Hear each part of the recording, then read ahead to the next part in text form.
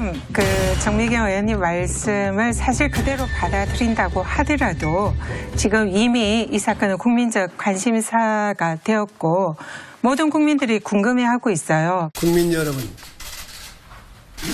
저는 매우 송구스럽고 참담스러운 심정으로 이 자리에 섰습니다.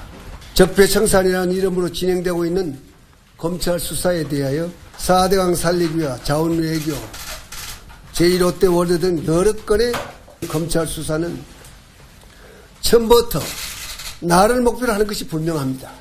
모든 일의 최종 책임은 저에게 있습니다.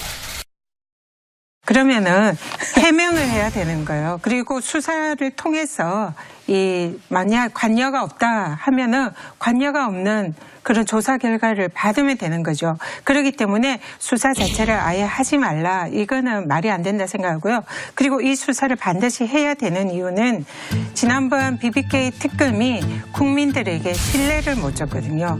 그래서 이 당시에 꼬리곰탕 먹고 조사를 마무리했다. 이런 얘기도 있고 또 120억 원이나 되는 직원이 횡령을 한 사건을 수사 중에 인지를 했는데 그러면 특검이 그 조사 범위가 아니라고 한다면 수사 중에 인지한 관련 사건에 관해서는 사실상 수사는 할 수 있어요. 근데 수사를 하지 않고 그걸 접었어요. 근데 그걸 접었으면 검찰에게 자료를 넘겨서 이 수사를 해라라고 정식적으로 입건 절차를 밟아달라고 요청을 해야 되는데 그것도 하지 않고 그냥 통보라는 이런 절차도 하지 않고 기록만 이첩을 했거든요. 그거는 이례적인 거죠. 지금 120억 횡령했다는 그걸 밝혀낸 건 노무현 대통령 검찰에서 한 게 아니에요. 특검에서 나온 거예요. 그런데 여기에 대해서 직무유기했다, 뭘 숨겼다 이렇게 얘기하면 어느 검사가 그걸 받아들이겠습니까? 지금 120억 횡령을 밝혀냈는데 그걸 그러면 밝혀낸 게 수사를 하고 특검이라니까요? 처벌을 하는 절차를 밟아야 돼요.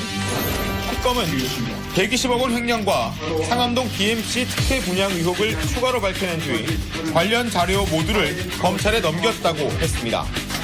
따라서 의혹 규명을 못한 건 검찰 책임이라고 말했습니다. 하지만 당시 검찰 관계자는 특검이 검찰의 사건에 대한 수사 의뢰를 하지 않았다고 반박했습니다. 특검이 기록 보존을 위해 자료를 넘겼을 뿐 추가 수사를 위한 자료 인계는 아니었다는 겁니다.